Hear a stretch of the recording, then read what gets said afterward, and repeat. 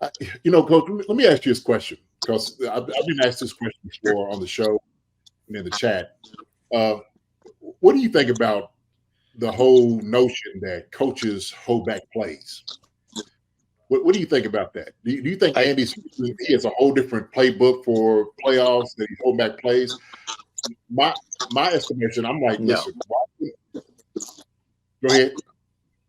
No, here's what you do during the week. Really, you as you know, and you played for a long time, and you played extremely well in college. You played in the NFL and for a long time, and everybody has a base conceptual playbook, right? I mean, I could go and say, okay, every offense that I've ever been a coordinator of, we always had, 383. We always had 989 F rep sneak. We always had 525 F post. We always had, 432 F corner swing. You've got a base group of passes with protections. We always had multiple protections. But you have a base group of protections. We had scat protection, we had gone protection, we had play action protection, we had slide protections, a variety of protections, a variety of base concept passes, a variety of base concept runs, base concept screens, et cetera, et cetera. So you have a core of plays that your team basically relies on. And then game to game, it becomes it becomes a matchup game. What personnel matches up best with the team that you're playing. It becomes a formation game. It becomes a game of creativity in terms of how you're going to utilize those base concept plays.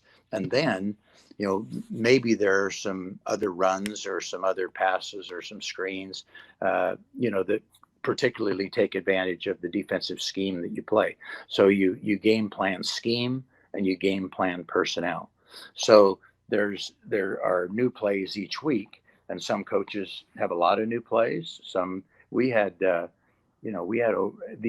availability to call over 200 plays in a game, and part of it was our terminology. We were a numbered route system, so we could run 989, for example, which is a go, and then an 8 route inside and a 9 route outside. And then at halftime, I'd say, you know what, instead of running 989, let's run a quick out on the other side and run 389, so the accuracy. So it's not a whole conceptual thing. It's something that we were able to do. We had a tremendous amount of volume, but our offense was very simple. A no standpoint that players could adjust and you could move along right away. So the idea of coaches holding back plays, I hear that all the time. And no, you don't. You might not run some plays because you don't need to, because you're ahead by 20 points. And typically what you do, you slide those plays to the next week. So that's what we used to do. I always used to game plan, maybe 10 to 15 plays 2 weeks in advance, so that it wasn't new each week, that we already had, a little bit of time to work on them. Might have run them just a couple of times, might have introduced them in a meeting, and not had a lot of reps on them, but they would come up the following week. And so Andy's not sticking plays in his pocket saying, we're not going to run an X around, or we're not going to run a triple slant, with this particular kind of motion because we don't want to show it. No, you're going to do whatever you need to do to win the game, and whatever you have up that week to take advantage of their personnel and their scheme. So he's not keeping things for the playoffs.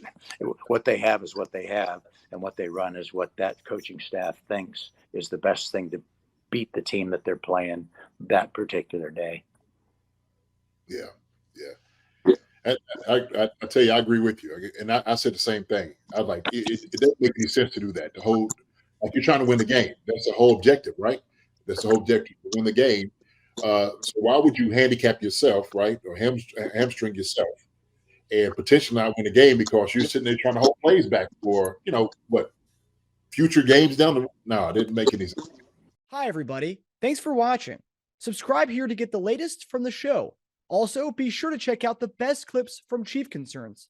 And if you prefer to listen to the show, subscribe and follow us on Apple Podcasts, Spotify, and anywhere else you get your podcasts.